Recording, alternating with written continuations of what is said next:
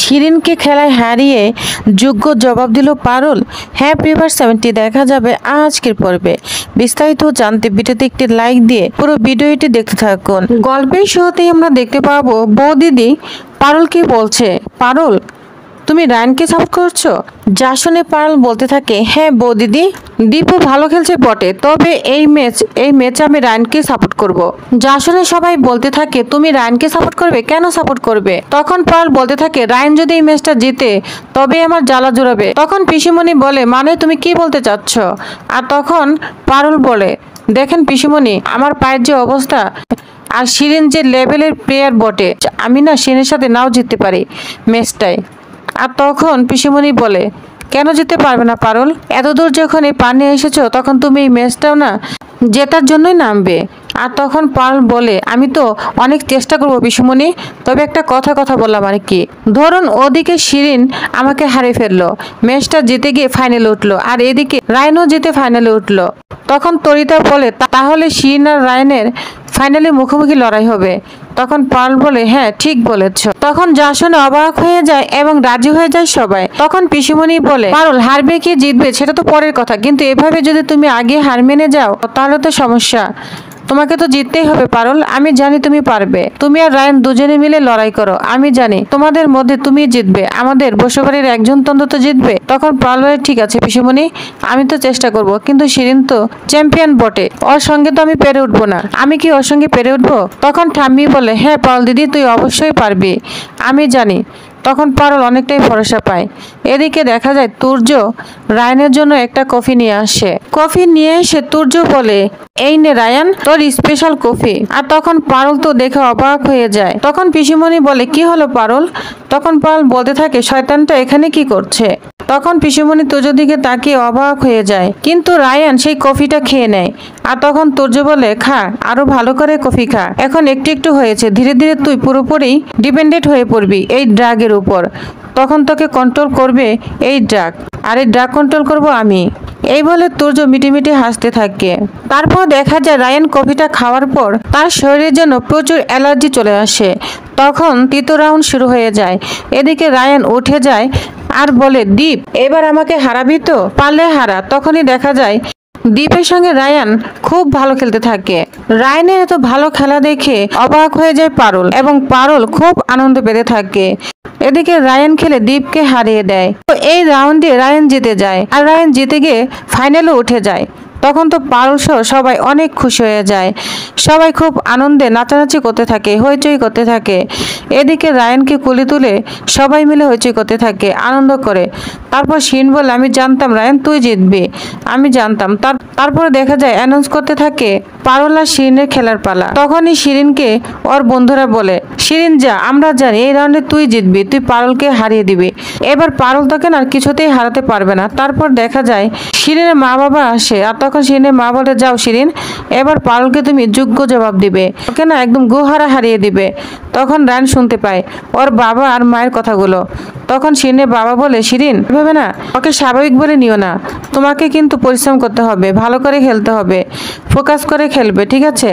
তখন শিরিন বলে, হ্যাঁ বাবা তুমি চিন্তা করো না, ওকে তো আমি অবশ্যই হারিয়ে দিতে পারবো, ওর না জেতার কোনো চান্স নেই, ও আমার সঙ্গে কখনোই পারবে না, তোমরা দেখো। এদিকে রায়ান মনে মনে বলে, কি ব্যাপার, পারুলের সম্পর্কে এরকম কথা বলছে কেন? আসলে পারুলের না এই রাউন্ডে খেলাটাই বৃথা, ওর খেলা না উচিত হয়নি, ও বাকিগুলো যেমন করেছে, কিন্তু ও কি শিরিনের সঙ্গে পারবে? এদিকে শিরিন খেলার জন্য প্রস্তুত হয়ে যায়। তারপর দেখা যায় দাদুর কাছে পারুল বলে, দাদু আমাকে আশীর্বাদ করুন, আমি যেন শিরিনকে হারাতে পারি। তখন দাদু বলে, আমি জানি পারুল দিদি তুই পারবি, তুই জিততে অবশ্যই পারবি। তারপর দেখা যায় পারুল আর শিরিনের ব্যাডমিন্টন লড়াই হতে থাকে। এদিকে পারুল একের পর এক শিরিনের সঙ্গে হেরে যাচ্ছে। এদিকে রায়ান বলে, কেন যে জিত করে নামলি পারুল, তোর যাবার না রেপিটেশন ছিল, সেটাও গেল, এটা মনে মনে বলতে থাকে রায়ান। এদিকে শিরিনের সঙ্গে পারুল কিছুতেই পারছে না। আর তখন দাদু বলে, কোনো ব্যাপার না, ভালো করে খেলতে থাক, অবশ্যই পারবি, এই বলে পারুলকে সাথ দিতে থাকে। কিন্তু পারুল কিছুতেই পারছে না শিরিনের সঙ্গে, যা দেখে বসে পরিবার সবাই মন খারাপ হয়ে যায়। এদিকে রায়ানের মনটাও খারাপ হতে থাকে। আর তখন পারুল বলে ভুবনেশ্বর কি যে করি, এই শিরিন যে জোরে জোরে শট মারছে আমি তো কিছুই আন্দাজ করতে পারছি না। আর শিরিন এত জোরে জোরে কিভাবে কি করছে আমি তো ককটাই দেখতে পাচ্ছি না, আমি জিতবো কি করে। তখনই দেখা যায় প্রথম রাউন্ডে স্কোর হয়ে যায় শিরিনের 15 আর পারুলের 3। তখনই ওরা রেস্টে বসে। তখন রেস্ট টাইমে শিরিনের মা আর বাবা বলে well done Shirin, well done, আমার মেয়ে জিতবে সেটা আমরা জানতাম। তখন শিরিনের মাকে একথা বলতে শুনে শিরিনের বাবা বলে দেখো এতটা না খুশি হয়েও না, সবেমাত্র প্রথম রাউন্ড শেষ হয়েছে, আরও 2টো রাউন্ড আছে, আর এবারও না চান্স আছে মেয়েটার কাছে জেতার, বুঝতে পেরেছ। তখন শিরিন বলে বাপি তুমি যে কি বলো না, তুমি পয়েন্ট দেখেছো, পারুলের 3 আর আমি 15, আমাকে তো কিছুতেই হারাতে পারবে না, কোনো চান্সই নেই, ও আমার সঙ্গে কখনোই পারবে না। এদিকে পারুলকে দাদু বলতে থাকে পাল দিদি তুই এমন করে খেলছিস কেন, কি হয়েছে তোর, তুই কি আগেই মেনে নিয়েছিস তুই হেরে যাবি। তখন পাল বলে কি করব দাদু, আমি তো বুঝতেই পারছি না, আমি তো কিছুই বুঝতে পারছি না। তখন দাদু কোষালীকে বলে কোষালী ওকে বোঝাও আমার শিশু কেমন করে খেলছে। তখন কোষালী বলে পারুল তুমি না মাথা ঠান্ডা করে ওদিকে ফোকাস করে খেলো, তা না হলে তুমি হেরে যাবে, এমন করে খেললে কি করে হবে, তোমাকে তো জিততেই হবে।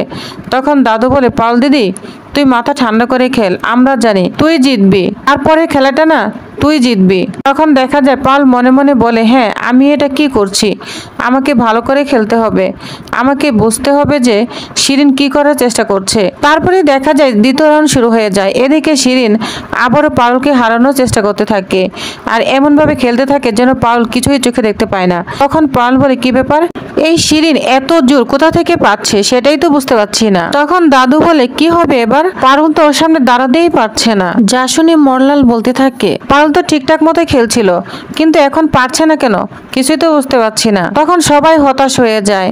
তখন রায়ন বলে নতুন করে আর কি হবে মরলার, যেটা হওয়ার কথা সেটাই তো হচ্ছে, শিরিন স্টেট চ্যাম্পিয়ন, সেখানে পারুল কিভাবে পারবে, ওই রাউন্ডে শিরিন জিতেছে, এই রাউন্ডেও শিরিনই জিতবে, কি আর হবে। তখন তরিতা বলে তাহলে পারুল হেরে যাবে।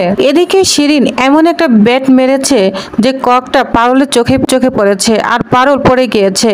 এটা দেখে শিরিন এবং সবাই হাসতে থাকে। আর তখন দাদু বলে এটা কি হলো, আর তখন পারুল উঠে বলে হে বাবা ভুবনেশ্বর এটা তো আগে দেখি নাই, কারণ শিরিনের পিছনে 2টা ফ্যান রয়েছে আর এর জন্য শিরিনের এত জোর। তখন শিরিন বলে কিরে পারুল তাড়াতাড়ি সাফ কর, এখনো পেট ভরেনি, দাঁড়া বাকিটাও ভরে দিচ্ছি, 1 পয়েন্টও তুলতে পারবি না। এই বলে শিরিন কিক মারতে থাকে আর ওইটা পারুল ঠিক ফলো করতে থাকে ওর আসলে কি রহস্য। তখন ওই রাউন্ডে পারুল হেরে গেলেও কিন্তু তদন্ত করতে থাকে আসলে কি রহস্য এর পিছনে রয়েছে। আর তখন পারুল বলতে থাকে এতক্ষণে বুঝতে পেরেছি, কারণ শিরিন যখন ব্যাটটা মারে তখন ওই 2টা ফ্যানের হাওয়ায় একদম ককটা উড়ে গিয়ে দ্রুত গতিতে হয়, তখন ককটা অনেক জোরে আসে, যা স্বাভাবিক গতিতে আসার কথা সেভাবে আসে না, এটাই হচ্ছে মেন পয়েন্ট। তখন পারুল বুঝে নেয়। তখন পারুল আবারও খেলা শুরু করে। তখনই দেখতে পায় বাতাসের গতিবিধি মেপেই পারুল বলে ও আচ্ছা এতক্ষণে বাতাসের গতিবিধিটা মাপতে পেরেছি, তার মানে শিরিন তোর চাল আমি ধরে ফেলেছি, তার মানে এবার আমাকে আরো ফাস্ট মুভমেন্ট দিতে হবে, এবার ককটা কোর্টে আসার আগেই আমাকে আন্দাজ করে নিয়ে র্যাকেটটা না আগেই ঘুরে দিতে হবে। এটা বলে পারুল অনেক খুশি হয়ে যায়। তো প্রিয় ভিউয়ার্স তাহলে আপনাদের কি মনে হয় এবার কি পারুল পারবে শিরিনকে হারাতে, তো আপনাদের কি মনে হয় অবশ্যই জানাবেন। তো নেক্সট আকর্ষণীয় পর্বটি পেতে অবশ্যই আমার সাথেই থাকুন। ধন্যবাদ।